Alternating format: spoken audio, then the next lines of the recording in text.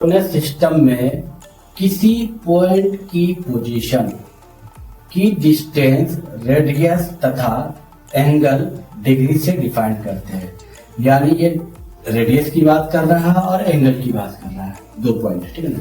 Polar coordinate system में 2 point बोल रहा है, पॉइंट की डिस्टेंस रेडियस तथा एंगल डिग्री। यानी 2 पॉइंट, यानी हम 2 ही पॉइंट पे बात करेंगे, एक्स और वाई की बात कर रहा हूं। यानी एक्स जो है हमारा रेडियस में कंसीडर करेगा, ठीक है ना। एक्स का वैल्यू जो है रेडियस में कंसीडर करेगा और वाई का वैल्यू जो है हमारा डिग्री में कंसीडर करेगा, ठीक है। तो अब ये है कि एक्स का वैल्यू रेडियस में कंसीडर करें, वाई का वैल्यू डिग्री में कंसीडर करें। ऐसे नॉर्मली तो हम लिख नहीं सकते।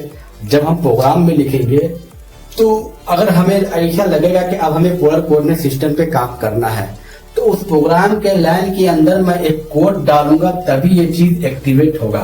पोलर कोऑर्डिनेट सिस्टम यानी G16 ये एक्टिवेट करने का कोड है। पोलर सिस्टम कोऑर्डिनेट को एक्टिवेट करने का कोड है। अभी मैं जब एक्टिवेट होगा तो डीएक्टिवेट भी होगा। G15 ये जो है डीएक्टिवेट करने का कोड है। जब किसी प्रोग्राम में G16 का यूज करेंगे, उसके बाद का जो पोजीशन, जो x और y का जो वैल्यू लिखेंगे, हम x कंसीडर करेगा रेडियस को और y कंसीडर करेगा डिग्री को।